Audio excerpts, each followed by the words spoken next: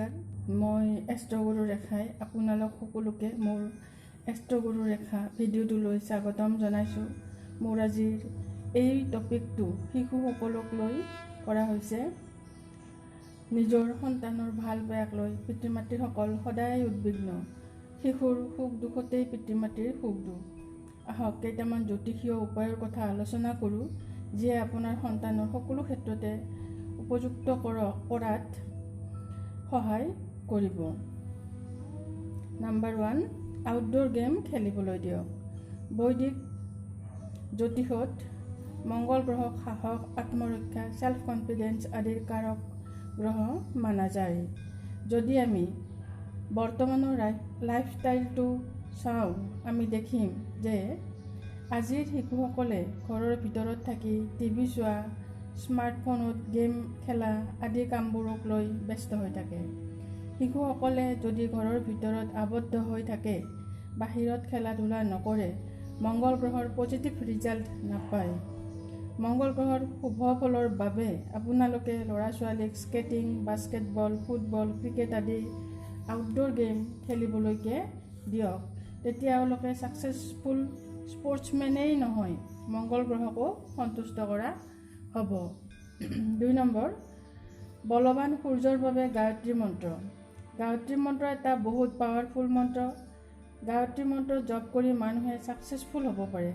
আপোনালোকে যদি সন্তানক গায়ত্ৰী মন্ত্ৰ শিকায় বা সদায় ক'ব দিয়ে, তেনেহ'লে সূৰ্যদেৱ সন্তুষ্ট হয়, ফলত সফলতা, ভাল ৰিজাল্ট আদিত সহায়ক হয়। 3 নম্বৰ, সেউজীয়া গছ গছনিৰ লগত সম্বন্ধ। সেউজীয়া গছ গছনিৰ লগত বুধ গ্ৰহৰ এটা ডাইৰেক্ট সম্বন্ধ আছে। যদি আপোনাৰ সন্তানৰ কুণ্ডলীত বুধ গ্ৰহ পজিটিভ, তেতিয়া সেউজীয়া শাক পাচলি বেছিকৈ খাব দিয়ক,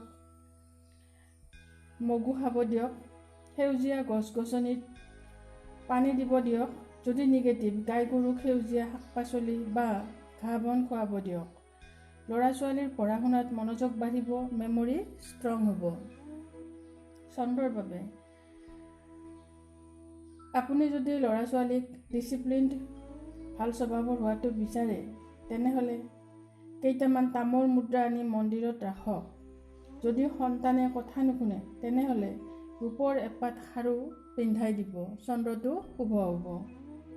5 নম্বৰ, ডাঙৰৰ লগত সময় কটাব দিয়ক। ডাঙৰৰ প্ৰতি সন্মান জনাব শিকাওক। ইয়াৰ জৰিয়তে বৃহস্পতি গ্ৰহ সন্তুষ্ট হ'ব আৰু ল'ৰা ছোৱালী মানসিকভাৱেও শিক্ষিত হ'ব। 6 নম্বৰ, দুখীয়াক সহায় কৰিব শিকাওক। বৈদিক এষ্ট্ৰলজি মতে শনিদেৱৰ সম্বন্ধ ন্যায়ৰ লগত।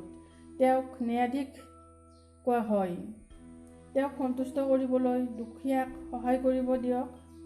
এইটো শনিদেৱক সন্তুষ্ট কৰাৰ আটাইতকৈ সহজ উপায়। 7 নম্বৰ, পৰিষ্কাৰ হ'বলৈ শিকাওক। শুক্ৰ গ্ৰহক বিলাসিতা, ৰোমাঞ্চ, সুখাদ্য আদিৰ কাৰক হিচাপে ধৰা হয়। শুক্ৰ গ্ৰহক সন্তুষ্ট কৰিবলৈ চাফ চিকুণতাৰ লগতে কিছু হ'লেও ফেশ্বনেবল হ'ব শিকাওক, যাতে পাৰ্চনেলিটি ভাল হয়। নিজৰ বস্তু পাতি ঠিক ঠাইত পৰিপাটিকৈ ৰাখিব শিকাওক, তেতিয়া শুক্ৰ গ্ৰহ মজবুত হ'ব। 8 নম্বৰ, সকলোবোৰ গ্ৰহৰ বাবে চাউল কেইটামান ল'ব আৰু হালধি গুড়ি সানি দিব। তাৰপিছত সদায় অলপ অলপকৈ ঘনচিৰিকা বা অন্য চৰাইক খাবলৈ দিয়াব, অৰ্থাৎ ল'ৰা ছোৱালীৰ জৰিয়তে বাহিৰত ছটিয়াই দিব, চৰাইবোৰে খাব। ইয়াৰ ফলত প্ৰায় সকলোবোৰ গ্ৰহৰে প্ৰতিকাৰ হৈ যাব। নকাৰাত্মক শক্তিৰ বাবে বা নিগেটিভ এনাৰ্জিৰ বাবে পিতৃ মাতৃৰ বাবে অন্য এটা প্ৰত্যাহ্বান হ'ল সন্তানৰ নজৰ লগাৰ নিচিনা কিছুমান নিগেটিভ এনাৰ্জি, যাৰ বাবে সন্তানৰ শৰীৰ ভাল নাথাকে। ইয়াৰ বাবে আটাইতকৈ সহজ উপায়টো হ'ল অষ্টধাতুৰ খাৰু এপাত পিন্ধাই থোৱা। আপোনাৰ সন্তানক অষ্টধাতুৰ খাৰু এপাত পিন্ধাই থ'ব। নজৰ লগা আদিৰ দৰে যিবিলাক নিগেটিভ এনাৰ্জি আছে, সেইবোৰৰ পৰা ৰক্ষা পৰিব।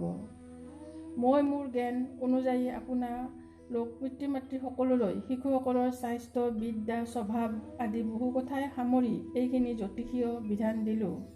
আপোনালোকে কৰি চাব, নিশ্চয় ভাল ফল পাব।